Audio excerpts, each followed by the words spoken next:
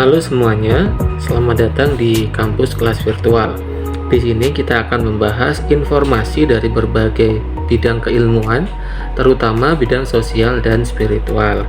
Terima kasih untuk teman-teman yang sudah menyimak video ini, terutama dari teman-teman mahasiswa Universitas Islam Pangeran Diponegoro Nganjuk.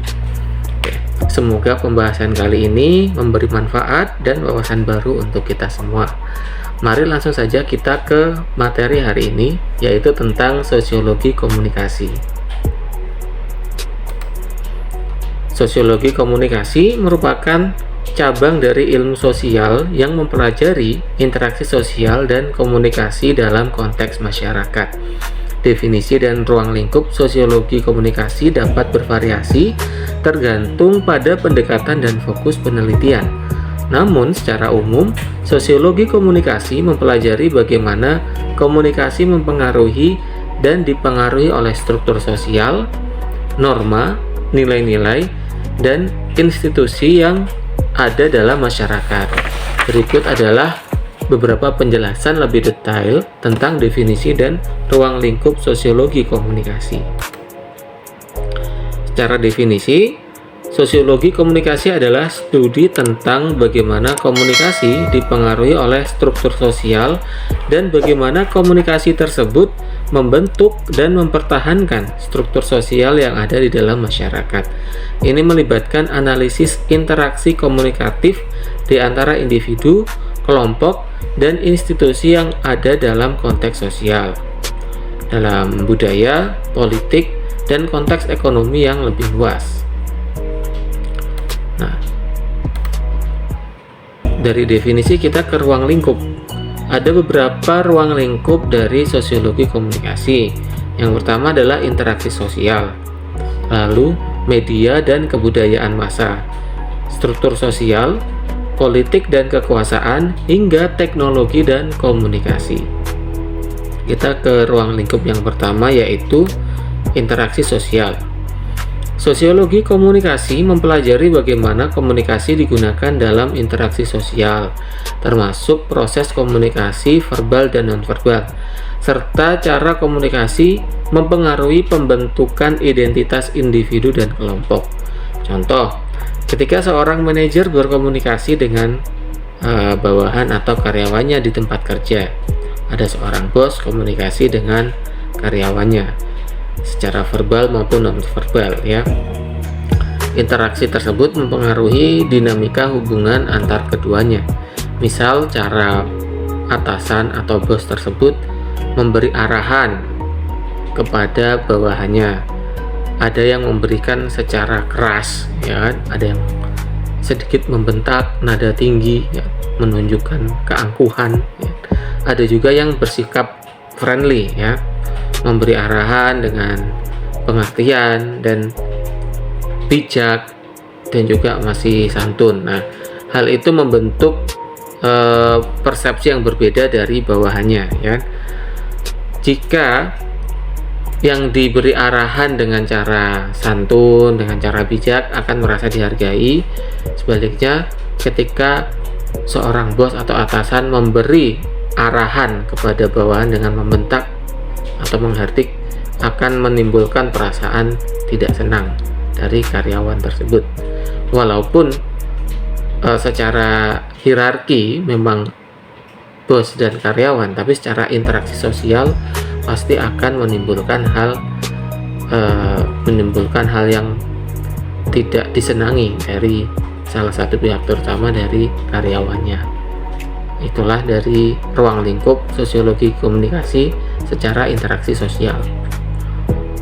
Oke, yang berikutnya adalah ruang lingkup media dan kebudayaan massa. Sosiologi komunikasi memperhatikan peran media massa dalam membentuk budaya populer, nilai-nilai, dan norma sosial. Ini termasuk analisis tentang bagaimana media mempengaruhi persepsi masyarakat tentang isu-isu sosial, politik, dan ekonomi. Contoh, melalui program televisi, film, dan media sosial, seringkali masyarakat terpapar pada budaya populer yang dipengaruhi oleh media massa. Contohnya, fenomena viral di media sosial yang dapat mempengaruhi tren, mode atau gaya hidup. Ini bisa kita lihat ya secara satu dekade ke belakang bagaimana fashion anak muda berbeda sekali dengan fashion anak muda zaman sekarang ya. Hal itu dipengaruhi oleh tren atau mode yang berkembang di media sosial terutama ya. Dan juga bagaimana anak muda hari ini mudah mendapatkan informasi dari media sosial tentang budaya luar ya. Ada budaya barat, budaya Asia, yang hype sekarang adalah budaya Korea ya, dimana anak muda, contohnya anak muda di Pulau Jawa lebih bisa memahami bahasa asing daripada bahasa daerah ya. Bahasa kromo, inggil itu mungkin nggak banyak sekarang anak muda yang mengetahui, tapi untuk bahasa asing, bahasa Inggris, bahasa Korea terutama apalagi bahasa Korea, yang suka Korea itu pasti lebih memahami bahasa asing tersebut. Nah, itu salah satu contoh bagaimana sosiologi komunikasi dari ruang lingkup media dan kebudayaan massa. Kita ke ruang lingkup selanjutnya adalah struktur sosial. Nah, studi dalam komunikasi, sosiologi komunikasi mencakup analisis tentang bagaimana struktur sosial seperti kelas sosial, gender, ras, dan agama mempengaruhi komunikasi dan pembentukan pola dalam masyarakat. Contohnya dalam ruang lingkup ini pondok pesantren lah ya, kita yang dekat dengan kita, bagaimana seorang santri akan bersikap takzim kepada kiainya dan juga kepada gusnya atau anak dari pimpinan pondok pesantren tersebut, walaupun gus tersebut usianya masih muda, tapi sebagai santri, sebagai murid di pondok pesantren tersebut pasti akan melakukan takzim atau hormat juga kepada gusnya. Nah, itu salah satu contoh sosiologi komunikasi dilihat dari struktur sosial ya. Oke. Contoh lainnya adalah kembali lagi di contoh perusahaan atau tempat kerja. Bagaimana struktur sosial seseorang memiliki jabatan lebih tinggi akan dihormati oleh, secara struktural akan dihormati oleh orang yang memiliki jabatan di bawahnya meskipun usianya berbeda ya. Seperti itu contohnya sosiologi komunikasi dari struktur sosial. Nah, kita lanjut ke ruang lingkup politik dan kekuasaan. Sosiologi komunikasi memperhatikan bagaimana komunikasi digunakan dalam konteks politik dan kekuasaan, termasuk pembentukan opini publik, kampanye politik, dan pembentukan kebijakan.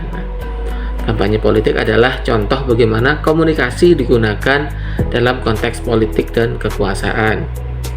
Nah, kita bisa lihat sebelumnya bagaimana kampanye politik, terus tayangan debat capres ya, mempengaruhi persepsi sosial dari masyarakat ya. Nah, calon politikus menggunakan berbagai strategi komunikasi untuk berpidato, terus iklan politik dan media sosial untuk mempengaruhi opini publik ya. Ruang lingkup sosiologi komunikasi pada politik dan kekuasaan adalah berupaya untuk mempengaruhi opini publik kan, dengan tujuan untuk memenangkan suara pemilih dan membentuk kebijakan publik. Oke, kita ke ruang lingkup yang terakhir, yaitu teknologi komunikasi. Nah, berkembangnya teknologi komunikasi dalam era digital, sosiologi komunikasi juga memperhatikan dampak teknologi seperti internet, media sosial, dan telepon genggam atau HP ya, terhadap interaksi sosial, struktur sosial, dan perubahan dalam pola komunikasi masyarakat. Contoh, penggunaan media sosial dalam berinteraksi secara online adalah contoh bagaimana teknologi komunikasi mempengaruhi interaksi sosial dan struktur sosial. Melalui berbagai platform seperti Facebook, Twitter, dan Instagram, individu dapat terhubung dengan orang lain dari seluruh dunia, membentuk komunitas online, dan mempengaruhi pandangan serta perilaku sosial ya. Jadi kita banyak contoh dengan berkembangnya teknologi komunikasi, interaksi sosial secara online bisa mempengaruhi persepsi dan perilaku ya. Misalnya kali ini maraknya tanda kutip judi online ya kan, itu kan pengaruh dari teknologi komunikasi yang memberi persuasi atau iming-iming pada pengguna media sosial untuk mendapatkan keuntungan dengan cara cepat dan mudah melalui slot atau judi online, dan masih banyak lagi contoh yang lain. Oke, mungkin itu saja materi yang bisa kita bahas hari ini, sedikit saja definisi dan ruang lingkup dari sosiologi komunikasi ya. Nah, untuk referensi bisa dilihat di sini beberapa referensi yang bisa kita jadikan acuan. Yang pertama Burhan Bungin, sosiologi komunikasi, ada sosiologi keluarga, ada komunikasi organisasi dari Dedi Mulyana, ilmu komunikasi suatu pengantar, dan lainnya ya. Bisa kita jadikan acuan sebagai bahan kuliah materi sosiologi komunikasi. Oke, baik teman-teman, mungkin itu saja yang bisa kita bahas pada materi hari ini. Untuk teman-teman yang ingin mengajukan pertanyaan atau ada sanggahan atau ingin menambahkan, bisa langsung komen di bawah ya. Dan bisa pula menyertakan link terkait materi kita hari ini. Oke, mungkin itu saja yang bisa saya sampaikan hari ini. Jika ada salah kata atau kurang dalam penyampaian, saya mohon maaf. Untuk itu saya akhiri. Wassalamualaikum warahmatullahi wabarakatuh.